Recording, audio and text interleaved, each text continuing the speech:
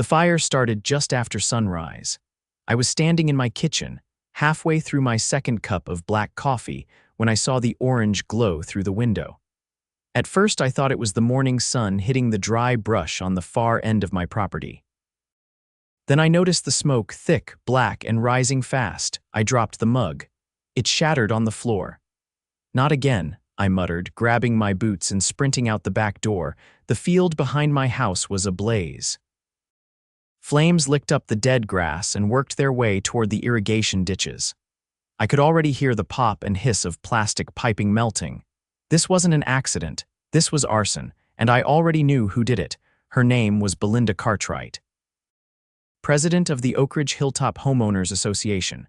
Blonde bob haircut, pastel golf shirts, the kind of woman who carried a clipboard like it was a weapon and called the cops if your grass grew half an inch too long. She never liked me, said I didn't match the aesthetic of the neighborhood. That's what she told me at the last meeting, word for word, right before trying to fine me $300 for neglected landscaping. I live on the edge of Oak Ridge Hilltop, technically part of the HOA zone, but my land predated the development by decades. The house and fields belonged to my grandfather, who passed them to me, long before Belinda and her pastel army ever showed up. And yeah, my property doesn't look like the rest of the manicured lawns and cookie-cutter homes around here, but that's because it serves a real purpose. I grow hay and alfalfa, mostly for local ranchers, and more importantly, I own the entire water supply company that services this side of the county. That's right, Vanlow Utilities. My name's Daryl Vanlow, and I inherited the company with the land. Which means every single HOA home, including Belinda's, gets their water from my pipes. They tend to forget that part. I jumped into my truck and tore down the gravel road toward the fire, kicking up dust behind me. I called the fire department on the way, gave them the access gate code and told them to hurry. The flames were spreading fast. By the time I got there, half the field was gone.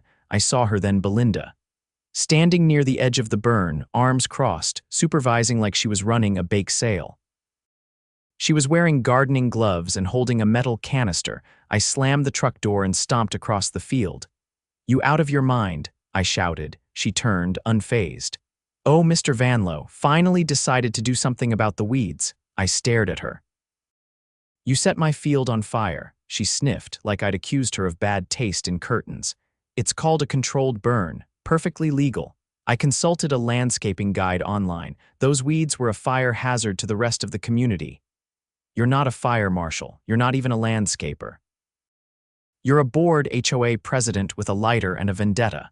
She smiled in that condescending way only people like her know how to do.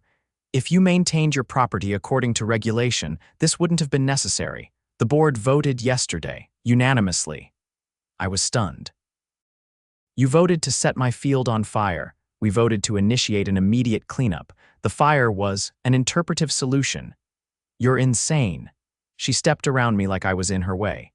"Mr. Vanlow, I suggest you file a formal complaint with the HOA if you have concerns. But I'd advise you read the new clause we added to the bylaws regarding emergency vegetation management." "You added it yesterday," I growled.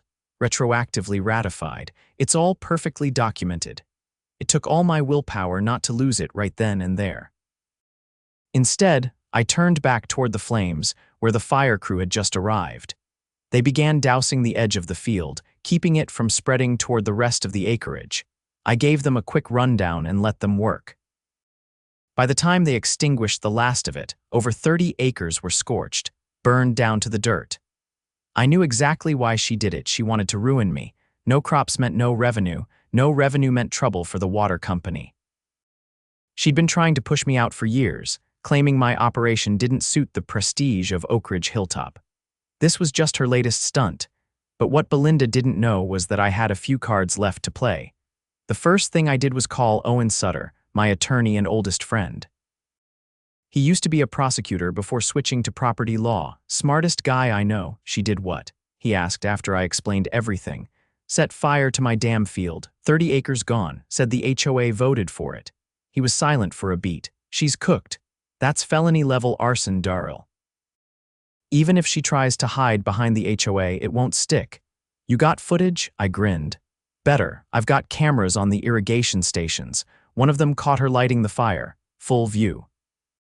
And she ain't exactly sneaky. We'll file charges. Oh, and Owen, I added, glancing out at the fire crew packing up. Yeah, pull the water usage logs for the HOA board members, all of them. I want to see who's over their limit. You thinking what I'm thinking? Oh yeah, I said. Time to tighten the spigot. That night, I didn't sleep. I stayed up watching the footage from my cameras, saving clips, time-stamping everything. I made copies, backed them up on multiple drives. I wasn't just going to sue her, I was going to bury the entire HOA board in public disgrace. Because if they voted on this, they were all complicit. And I knew exactly how to make them turn on each other. The next morning, I made 2 calls. One to the sheriff's office to report the arson and hand over the footage, and one to my operations manager at Vanlow Utilities. Cut the water to every HOA board member's home, I said. You're serious, dead serious. Put them on Tier 4 review for overuse, and send them the violation fines with a copy of their contracts. I want them to feel it. We follow the rules. Let's see how they like it. I could already imagine Belinda's face when she turned on her tap and nothing came out. Play stupid games, win stupid prizes. The first sign that my retaliation had landed a direct hit came at 6:47 a.m. That's when I got the first frantic voicemail. A shrill, breathless woman gasping about how her shower wouldn't turn on and how her morning cappuccino routine was being violated. The caller didn't identify herself, but I recognized her voice instantly. Margie Cranford, HOA treasurer and Belinda's lapdog. I deleted the message without bothering to listen to the last 30 seconds. By 7:15, the Vanlow Utilities hotline had logged 23 complaints, all from Oak Ridge Hilltop. All from HOA board members claiming emergency water outages. Not a single one of them had read the fine print on their service contracts. Every household was subject to metered use, and Tier 4 review meant a full suspension pending administrative audit, usually triggered by excessive consumption or suspected tampering. It was rare, but completely within policy. And more importantly, their overages were real. I made sure of that before I flipped the switch. By 8 o'clock, I had a voicemail from Belinda herself. I didn't listen to it. I forwarded it directly to Owen, along with the time-stamped water logs and the camera footage from the burn. He was already in motion, drafting the civil suit and coordinating with the sheriff's department for the criminal charges. I'd handed over everything raw footage, logs, even satellite imagery from a subscription service I used for crop planning. It showed the ignition point and the plume of smoke just minutes later. There was no way she could spin it. At 8:34, Detective Carla Morno showed up at my gate. She was a no-nonsense type, close-cropped hair, wore plainclothes and carried herself like someone who'd seen more than a few HOA scandals unravel into court dramas. "You the property owner?" she asked, flashing her badge. "Daryl Vanlow," I nodded, unlocking the gate and motioning her in. "You hear about the fire?" She stepped in without hesitation, eyes scanning the scorched field. "We've got probable cause for criminal mischief, possible arson, and trespass. I've spoken with the fire department. They say it was unauthorized and no permit was filed." "Nope," I said. "And I've got video." We walked up to the barn office and I pulled up the feed on the second monitor. She watched the clip in silence. Belinda striding across the field like she owned it, metal canister in one hand, lighter in the other. She poured, she lit, and then she stood there admiring the blaze. "She really didn't try to hide it," Carla said, eyebrows raised. "Nope. Mind if I copy the footage, already loaded onto a flash drive," I said, handing it to her. "There's more. She claimed the HOA authorized the action. Said it was a board vote." Carla pocketed the drive. "We'll need the meeting minutes. They don't publish them publicly, but I've got a guy pulling the last 3 months' logs from their internal site.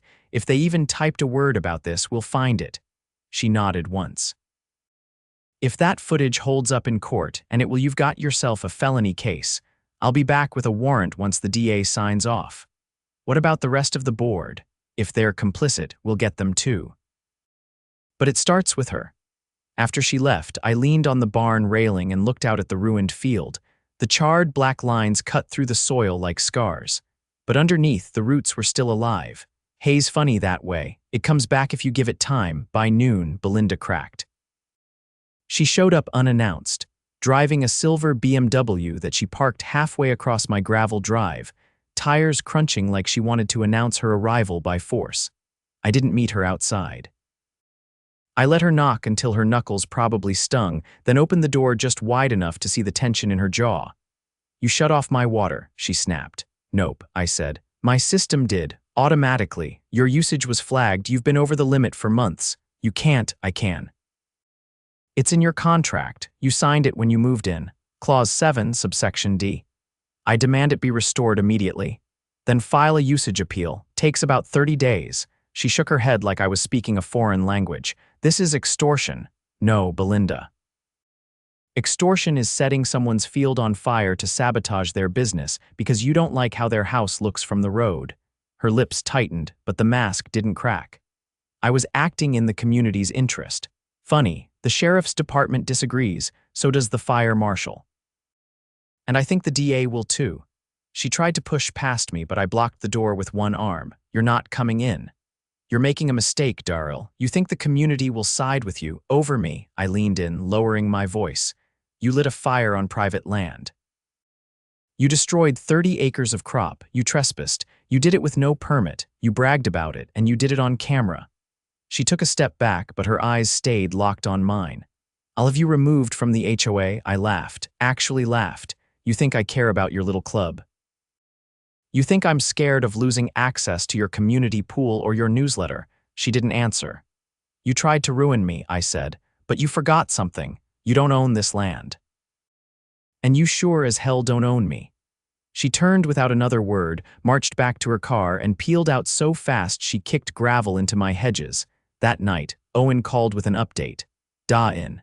She's being charged with felony arson, trespass, and destruction of private property. They're drafting the warrant now." "Good," I said. "What about the board minutes?" "Their secretary's been quietly cooperating. Turns out Belinda's been doctoring the vote records. Most of the board had no idea she did this." I blinked.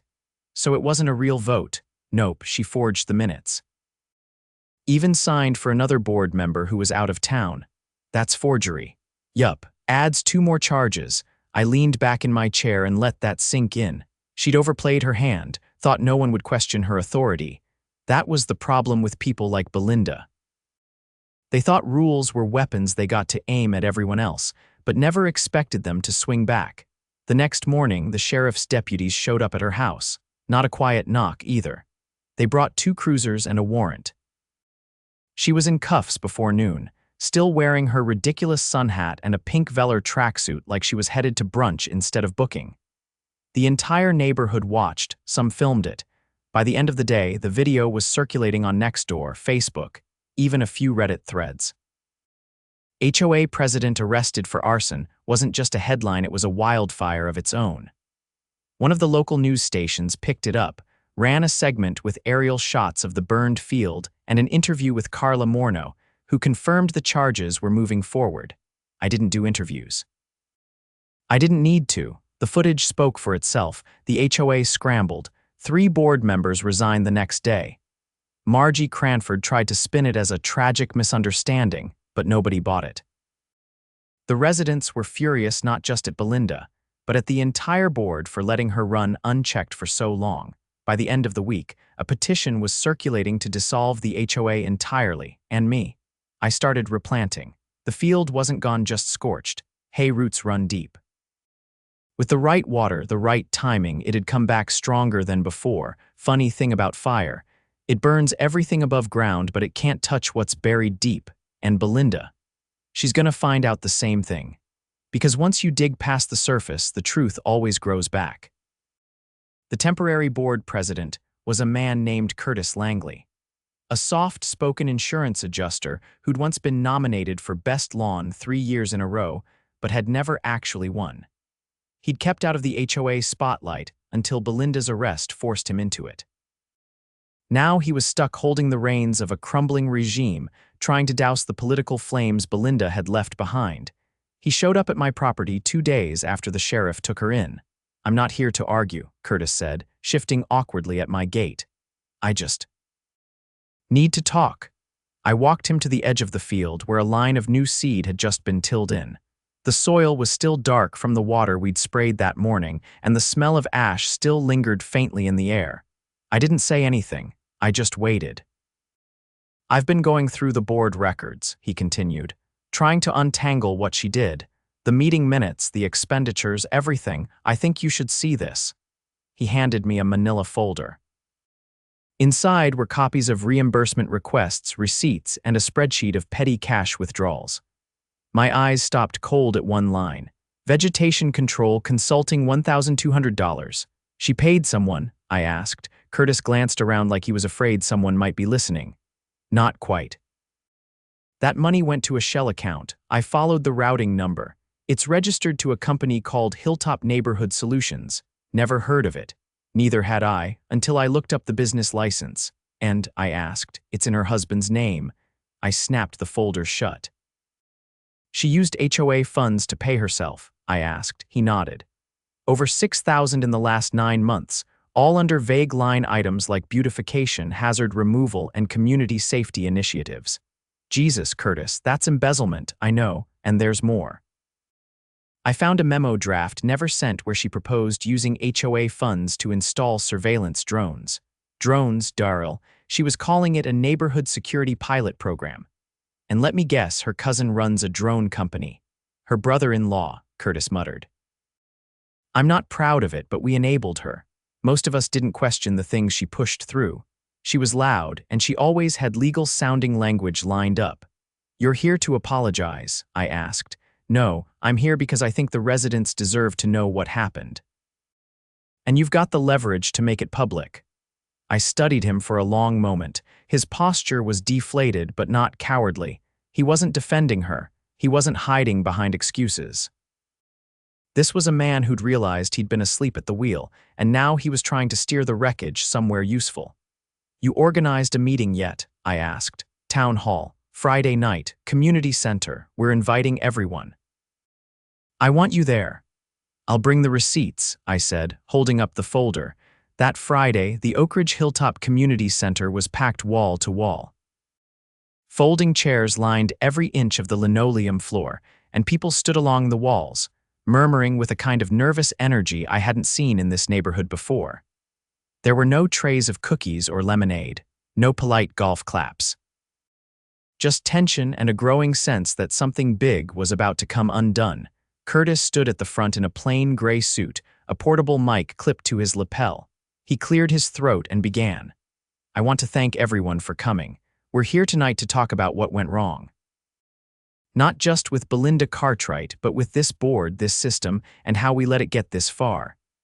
He gestured for me to join him. I stepped up, holding a flash drive in one hand and the folder in the other. I'm not going to waste your time, I said. You've all heard the rumors. Some of you have seen the footage. What happened to my field wasn't just illegal, it was part of something bigger. Something rotten. I plugged the drive into the projector. Belinda's image filled the screen, grainy but clear. She was walking across my property, metal canister in hand, igniting the dry brush with clinical calm. There were gasps in the crowd. Someone whispered, "That's arson." I didn't pause. I clicked through to the spreadsheet Curtis had found, line after line of suspicious transactions. The drone memo. The fake consulting invoices. The routing number linked to her husband's LLC. She used your HOA dues to pay herself, I said. She forged votes. She lied about emergency protocols, and when she couldn't get her way through paperwork, she lit a fire. A man near the back stood up. His voice shook with anger. She fined me $700 for painting my shutters beige instead of sandstone. Said it violated the visual harmony clause. I had to repaint them. A woman next to him shouted. She threatened to foreclose on my house over a missing trash bin. Curtis held up both hands. I know, we've documented over 30 questionable finds in the past year alone. Most of them with no photographic evidence, no warnings, and no appeals process. Another voice cut through the crowd.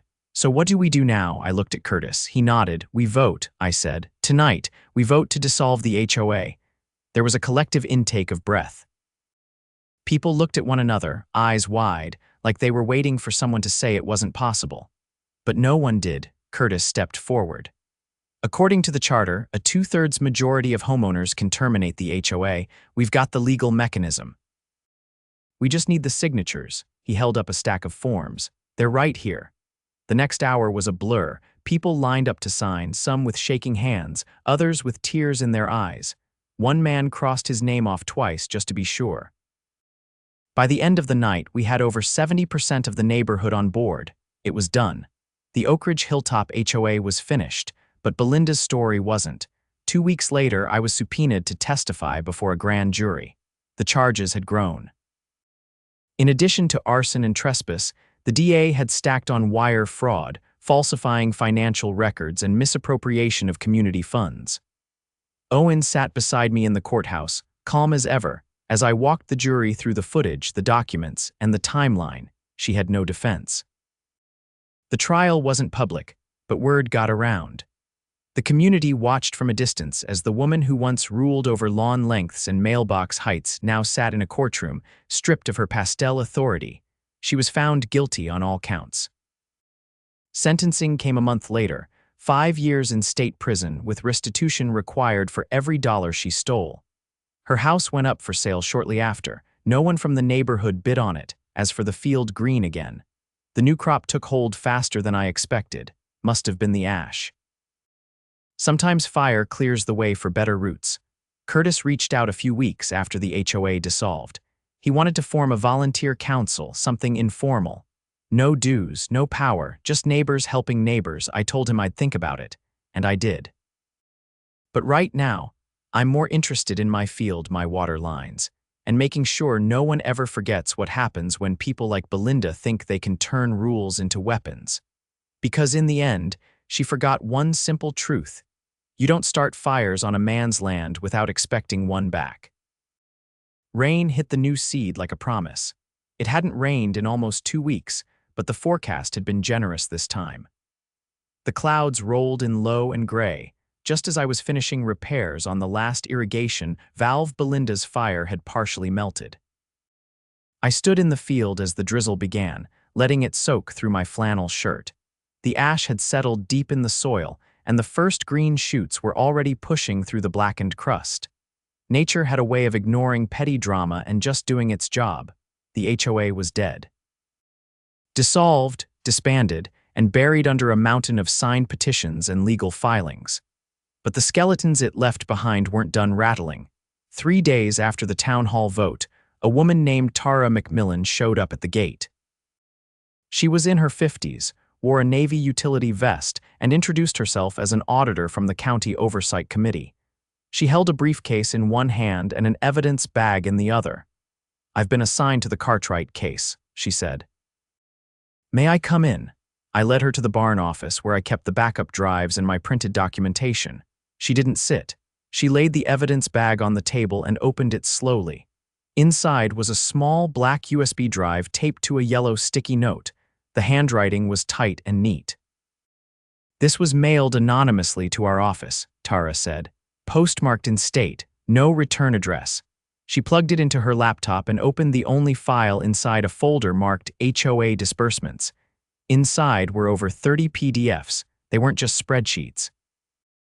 They were scans of cashier's checks, internal memos, and something else entirely, handwritten notes between Belinda and someone named ML. Tara clicked one open and tilted the screen toward me. "Recognize that name?" she asked. I did. "Milton Langley, Curtis's cousin." "Didn't know he was involved," I said. "Neither did Curtis," she replied. "Turns out Milton ran a landscaping company on the side. Guess who got the bulk of HOA contracts for the past year?" I let out a breath and leaned against the wall. "Let me guess." "No bids, no invoices, just rubber-stamped payments. And most of the jobs were never done," Tara added. "We visited 6 homes marked completed in the ledger, not a single hedge trimmed, not one fence repainted." Belinda was funneling HOA funds to her inner circle, I said. "And Milton was the front. It gets worse," she said, pulling up a different document. "This one's a scanned letter, dated last spring. It's addressed to a developer in Sacramento." I read the first few sentences and felt my stomach turn. She was negotiating a land buyout, I said. In secret, 50 acres, Tara confirmed. She proposed using HOA authority to pressure homeowners into selling below market value. Said the neighborhood's aesthetic inconsistencies were affecting property values, and that consolidation would allow for a luxury redevelopment initiative. I stepped away from the screen and rubbed my jaw. She was trying to flip the neighborhood, I said. And she needed the HOA to do it. Tara nodded.